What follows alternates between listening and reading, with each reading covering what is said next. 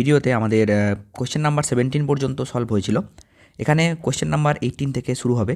Question number 18 বলছে ঘর্ষণ গুণাঙ্কের মান সর্বদা একের কম, একের বেশি, একের সমান কোনোটিই নয়। দেখো, জেনারেলি ঘর্ষণ গুণাঙ্কের মান মিউ লেস দ্যান 1 হয়, ঠিক আছে, একের থেকে কমই হয়। কিন্তু কিছু কিছু কেসে যখন ঘর্ষণ বলের মান লম্ব বলের থেকেও বেশি হয়ে যাবে, তখন কিন্তু মিউ গ্রেটার দ্যান 1 হবে। এই কেসটা খুবই রেয়ার কেস, কিছু কিছু কেসে হয়। তাহলে দুটোই হতে পারে, তাহলে এখানে কি হবে, কোনোটিই নয়, তাই না? তাহলে 18-র অপশান হয়ে যাবে ডি। কারণ দেখো, একের কমও হতে পারে, একের বেশিও হতে পারে, তাহলে এখানে কোনোটিই নয় হবে। কোয়েশ্চেন নাম্বার 19, একটি তলের ঘর্ষণ গুণাঙ্ক √3। বেশ, তারপর বলছে তলটির নতিকোণ কত হলে ওর ওপরে অবস্থিত বস্তু পিছলে যাওয়ার উপক্রম করবে। আমরা এটা জানি যে এটা যদি একটা কোনো নততল হয়, হ্যাঁ, এই অ্যাঙ্গেলটা যদি থিটা হয়, তাহলে এটাকে কি বলা হয়, বিনতিকোণ, তাই না? থিটার মান যত হলে একটা বস্তু পড়তে শুরু করবে গড়িয়ে, সেইটাই হচ্ছে বিনতিকোণ, তাই তো? আর আমরা একটা রিলেশন প্রুফও করেছিলাম ঘর্ষণ চ্যাপ্টারে, যে mu is equals to tan theta, আবার mu is equals to tan lambda, তাই না? তাহলে এখান থেকে কী পেয়েছিলাম, ল্যামডা ইকুয়াল টু থিটা। তাহলে এখান থেকে দেখো, এই ল্যামডাটা হচ্ছে ঘর্ষণ কোণ আর থিটা হচ্ছে বিনতিকোণ, চেয়েছে কিন্তু বিনতিকোণটা বের করতে, ঠিক আছে? তাহলে দুটোই তো মিউ, তাহলে তুমি ট্যান ল্যামডা বের করে দিলেই ট্যান থিটা বেরিয়ে যাবে। তাহলে tan theta equal to √3, theta equal to tan inverse √3, তার মানেই 60 ডিগ্রি। ওকে, তাহলে অপশান নাম্বার হয়ে যাবে সি। পরের প্রশ্নে যাব।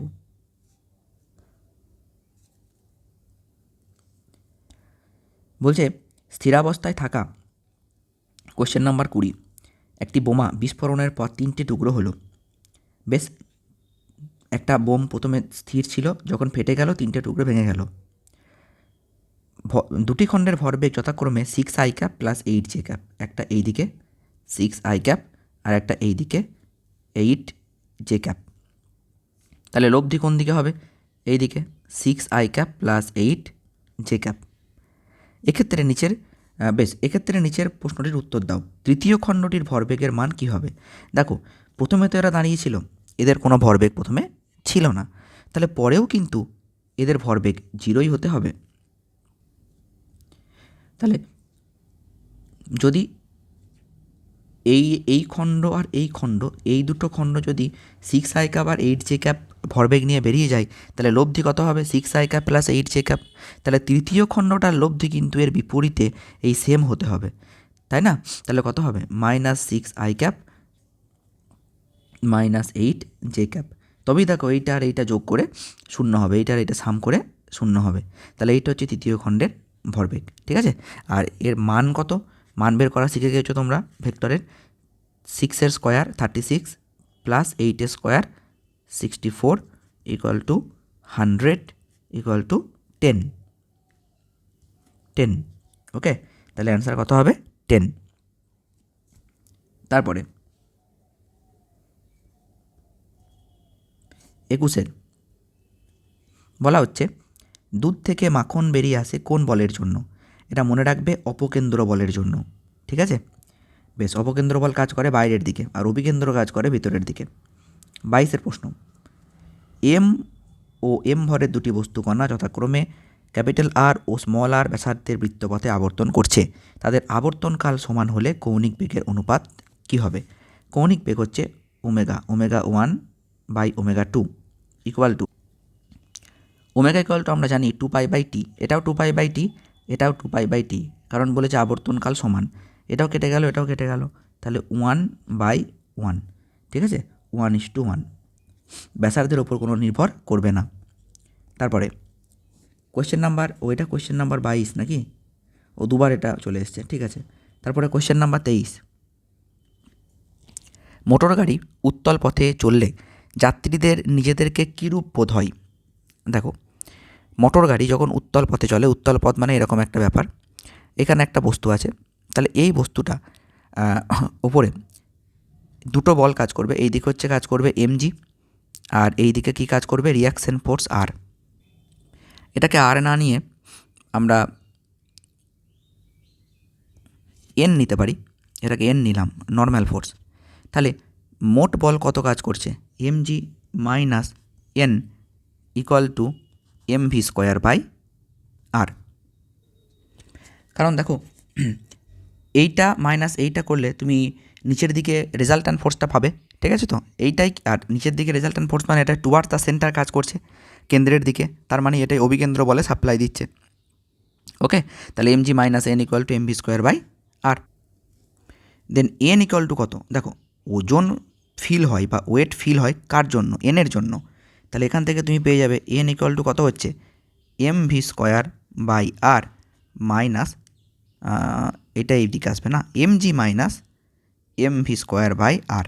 এইটা হচ্ছে আসল ওজন, সেখান থেকে mv স্কোয়ার বাই আরটা কমছে, তাহলে কি মনে করবে, হালকা মনে করবে নিজেকে, তাই তো? তাহলে এ অ্যান্সার হবে। পরের প্রশ্ন,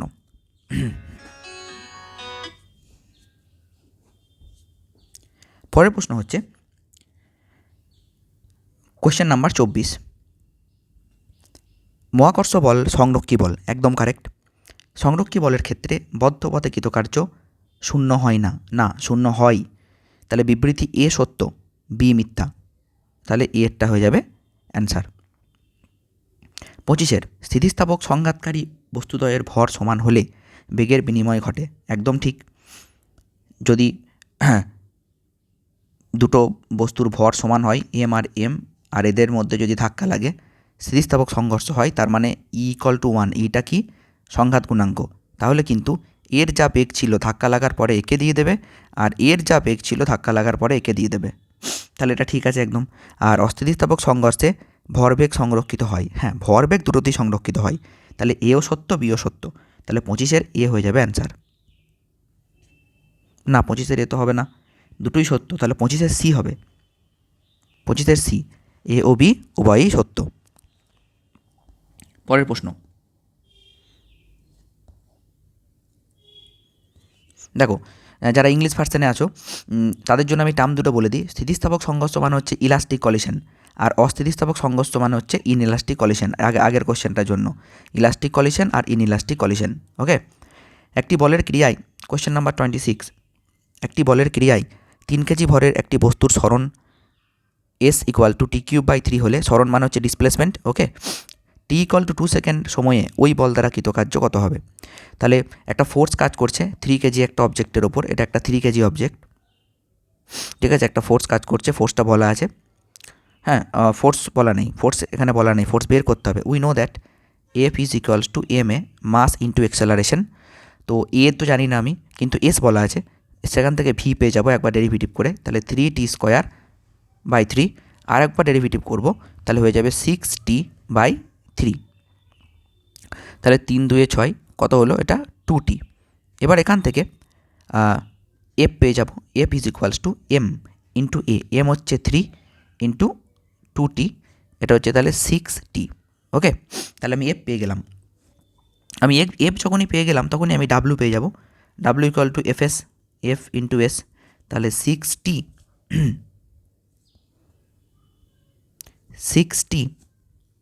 ইন্টু এস বলা আছে টি কিউব বাই 3, 3 2 যা 6, সো 2t টু দি পাওয়ার 4, বলা আছে টি ইকুয়াল টু 2 সেকেন্ডে, তাহলে টি ইকুয়াল টু 2 সেকেন্ড মানে 2 ইন্টু একদম লাস্টে টি এর জায়গায় 2 পুট করে দেবো, 2 টু দি পাওয়ার 4, তাহলে 16 into 2 equal to 32 joule answer, ঠিক আছে, অপশান নাম্বার বি। পরের প্রশ্ন, কোশ্চেন নাম্বার 27,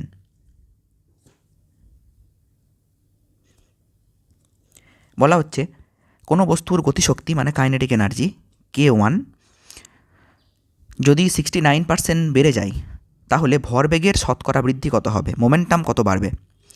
K1 ধরে নিচ্ছি প্রথমে ছিল 100, পরে হয়েছে 169, বেড়ে গেছে, তাহলে K1 বাই K2 যদি আমরা করি, বা K2 বাই K1 যদি লিখি,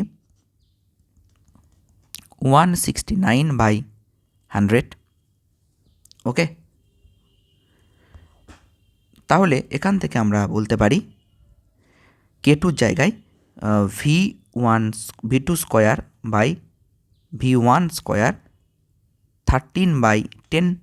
কারণ দেখো half M V2 square half M V1 square, half M কেটে গেল, তাহলে V2 square by V1 square equal to 13/10। ঠিক আছে, একবারে V2 বাই V1 করে দাও, এটা 13/10। ঠিক আছে, কারণ রুট হয়ে যাবে।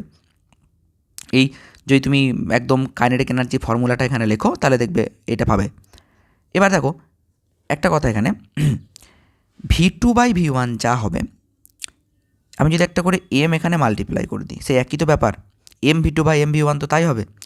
MV2 মানেই কি P2 ফাইনাল মোমেন্টাম, আর এইটা initial momentum, P2 by P1 is equal to 13/10। তাহলে চেঞ্জ কত? চেঞ্জ হচ্ছে P2 minus P1 by P1 into 100। তাহলে 3, এই যে এটা ডিফারেন্স কত, 3/10 ইন্টু 100, তাহলে কত হবে 30%। ওকে, তাহলে 30% ইনক্রিজ করেছে, কারণ ইনক্রিজ তো করেছে, কারণ ফাইনাল হয়েছে 13, প্রথমে 10, তাহলে ইনক্রিজ তো করেছে। ঠিক আছে, নেক্সট কোয়েশ্চেন নাম্বার 28। কোনো বস্তুর সুষম বৃত্তীয় গতির ক্ষেত্রে এর ভরবেগ পরিবর্তিত হয় কিন্তু গতিশক্তি অপরিবর্তিত থাকে। এটা বিবৃতি এ, স্টেটমেন্ট এ বলা আছে। একটা অবজেক্ট যে ইউনিফর্ম সার্কুলার মোশনে মুভ করছে, ঠিক আছে, তার ভরবেগ পরিবর্তিত হয়। অবভিয়াসলি ভরবেগ পরিবর্তিত হবে, কারণ ভরবেগ পি একটা vector quantity M into V. আর যখন একটা ইউনিফর্ম সার্কুলার মোশনে কোনো অবজেক্ট থাকে, তার ইউনিফর্ম সার্কুলার মোশন মানে তার ভি এর ম্যাগনিটিউড চেঞ্জ হচ্ছে না, কিন্তু ডাইরেকশন চেঞ্জ হচ্ছে, একবার এই দিকে একবার এই দিকে। তাহলে ম্যাগনিটিউড যদি চেঞ্জ না হয় তাহলে এনার্জি চেঞ্জের কোনো গল্পই এখানে নেই। কেন দেখো, কারণ K equal to half M V square, তাহলে এনার্জি চেঞ্জের কোনো গল্প নেই, কিন্তু মোমেন্টামের চেঞ্জ একটা হয়ে যাচ্ছে। ওকে, তাহলে তাহলে বোঝা গেল যে মোমেন্টাম চেঞ্জ হবে কিন্তু কাইনেটিক এনার্জি চেঞ্জ হবে না। তাহলে বিবৃতি দেখো, তাহলে বিবৃতি এ হচ্ছে ঠিক, বিবৃতি বি বলছে ভরবেগ এম ভি কিন্তু গতিশক্তি হাফ এম ভি স্কোয়ার, সুষম বৃত্তীয় গতিতে ভি পরিবর্তিত হয় কিন্তু ভি স্কোয়ার অপরিবর্তিত থাকে। একদম কারেক্ট, একদম কারেক্ট, কারণ যখন আমরা ভি স্কোয়ার নিচ্ছি তখন কিন্তু ভি ডট ভি নিচ্ছি, তাই না? আর ভি ডট ভি করলে কিন্তু এটা তখন স্কেলার কোয়ান্টিটি চলে আসছে, সেই জন্য আর গতিশক্তির কোনো পরিবর্তন হচ্ছে না। দুটোই সত্য, বিবৃতি ও ব্যাখ্যা সত্য এবং বিবৃতি সঠিক কারণ ব্যাখ্যাতে দেওয়া হয়েছে। ঠিক, তাহলে অপশান নাম্বার এ হয়ে যাবে কারেক্ট। ঠিক আছে।